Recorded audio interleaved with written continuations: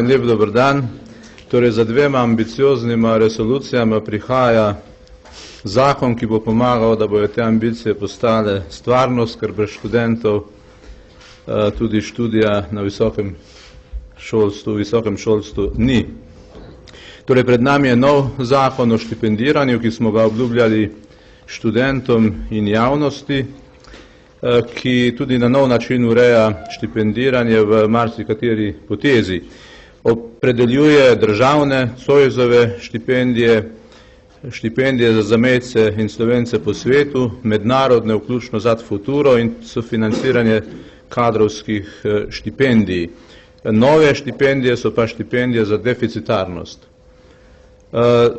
Vse te štipendije so opredeljene v zakonu in se praviloma zvišujejo, tako da bodo državne štipendije glede na socialno-ekonomski položaj posameznika segale od 70 do 190 evrov na posameznika, pri čemer ima vsak še možnost dobiti dodatke na oddaljenost v višini od 25 do 150 evrov, na uspeh od 16 do 40 evrov in pa za osebe s posebnimi potrebami je dodatek v višini 50 evrov predviden. Zoisove štipendije se bodo gibale za dijake od 120 evrov, če so doma, če študirajo od zunaj 140 evrov, za študente 140 za domači študij, za študij v tujini pa 280 evrov. Za deficitarnost se predvideva štipendija za dijake 120, za študente 140 evrov, za zamejce in Slovence po svetu 150 evrov in pa sofinanciranje kadrovskih štipendij se dviga na 50% sofinanciranje, ki pa seveda ne sme, potem pa štipendija ne sme presegati 30% minimalne plače. Do te meje se sofinancira v tej višini. Če pa gre za sofinanciranje kadrovske štipendije za deficitarne poklice, pa sofinanciranje 70% in pa 40% meja minimalne plače, do katere se to sofinanciranje vrši. Tisto, kar je posebej novo v tem zakonu, je, da se štipendije lahko dodajajo ena drugi, se pravi posameznik lahko več štipendij hkrati prejema, vendar je zgornja meja postavljena na 400 evrov v primeru, da posameznik prejema državno štipendijo. V tem primeru se potem, če bi segle druge štipendije preko te meje, državna štipendija ustrezno zniža. Upravičenci so dijaki, ki se morajo, da bi bili upravičeni do te štipendije, prvič upisati v prvi letnik do 22. leta, se pravi tudi tisti, ki se pozneje odločajo, lahko tako štipendijo dobijo. Potem študenti, ki se morajo prvič upisati v prvi letnik do starosti 28 let, gre za upis v prvo ali drugo bolonjsko stopnjo in seveda potem prejemajo štipendijo do konca študija, pri čemer se študijskemu obdobju dodajata še 2 leti, eno za tisto leto, ko morda kdo zgreši in potem gre na nek drug študij in še leto za absolventski staž je predvideno. Predvidena je pa tudi nagrada za tiste, ki bodo študij končali prej, tako da bodo dobili tista sredstva do konca, če bodo zaključili študijem predčasno. Prejemniki štipendij so lahko tudi odrasli, ki pa ne smejo biti v delovnem razmerju ali pa brezposelni, ker imajo potem druge ugodnosti oziroma druge pravice zagotovljene. Mi pričakujemo, da bi na podlagi tega zakona prišli do več in višjih štipendij zlasti za tiste mlade ljudi, ki prihajajo iz socialno najbolj ogroženih okolij.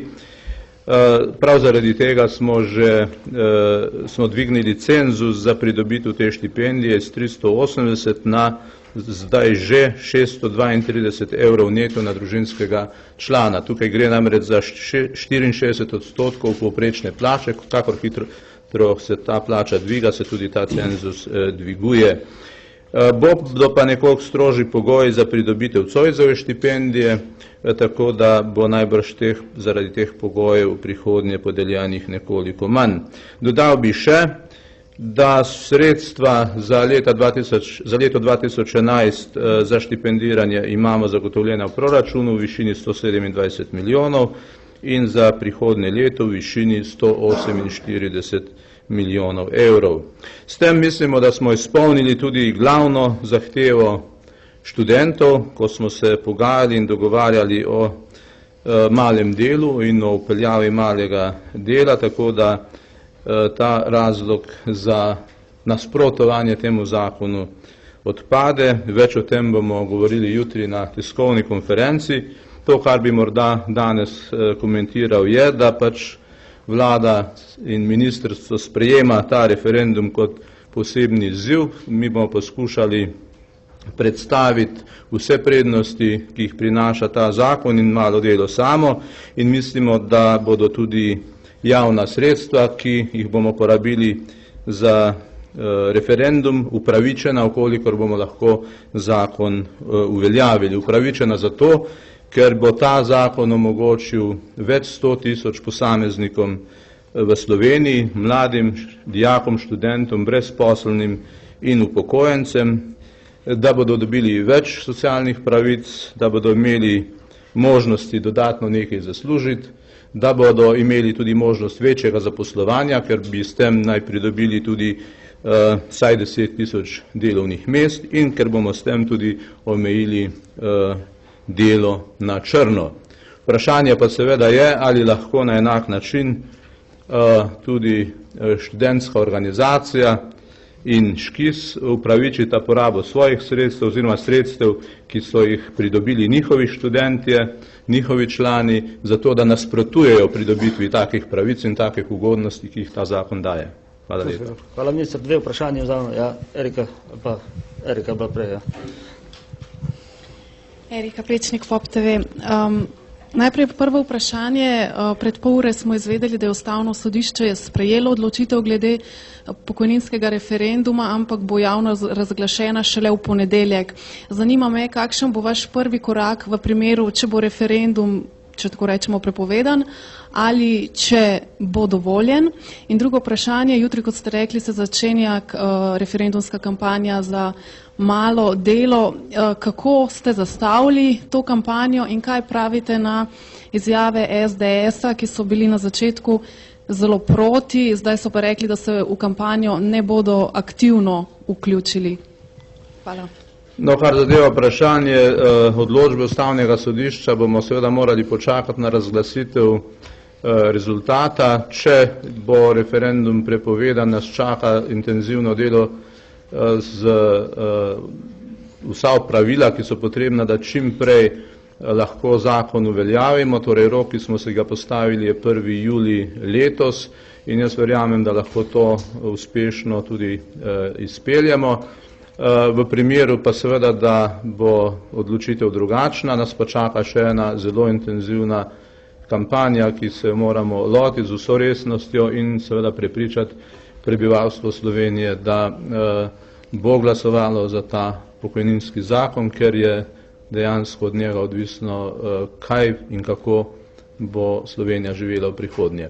Zdaj, drugo vprašanje se nanaša pa na samo kampanjo za malo delo. Mislim, da bi lahko gospod Košir več in bolj podrobno povedal glede tega. Torej, mi smo jo zelo skrbno začeli načrtovati in mislim, da bo do vse sile usmerjene v prepričevanje javnosti, prepričevanje volivcev, da pridejo na volišča in seveda, da tudi za ta zakon glasujejo. In tudi reakcija, ki ste jo navedla strani SDS-a, kaže na to, da vse več ljudi prepoznava, da ta zakon ne škodi nikomur, da pa lahko prinese mnogim dodatne pravice in dodatne možnosti v prihodnje.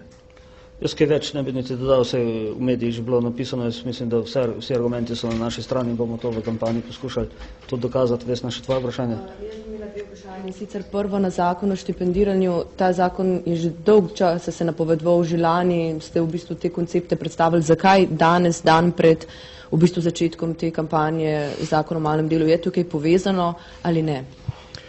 No, mi smo lansko leto popravljali obstoječi zakon na podlagi tistih popravkov smo lahko tudi v lanskem letu zagotovili 10 000 več štipendij kot leto poprej, kot v letu 2009, ker smo spremenili tudi kriterije dodeljevanja štipendij in takrat smo se pa tudi že odločili in napovedali novi zakon. Moram reči, da je usklajevanje tega zakona trajalo kar nekaj časa, da nismo, to priznam, dosegli vsega tistega, kar smo si zastavili, vendar pa menim, da je ta zakon velik korak v smeri zagotavljanja možnosti študija zlasti tistim iz najšibkejših socialno-ekonomskih kategorij. In če ima kakšno zvezo zdaj predlog tega zakona z referendumom, potem je imel toliko, da smo v zadnjem času še pospeševali delo na tem zakonu, nikakor pa nismo z njim čakali. Še eno vprašanje bi imela.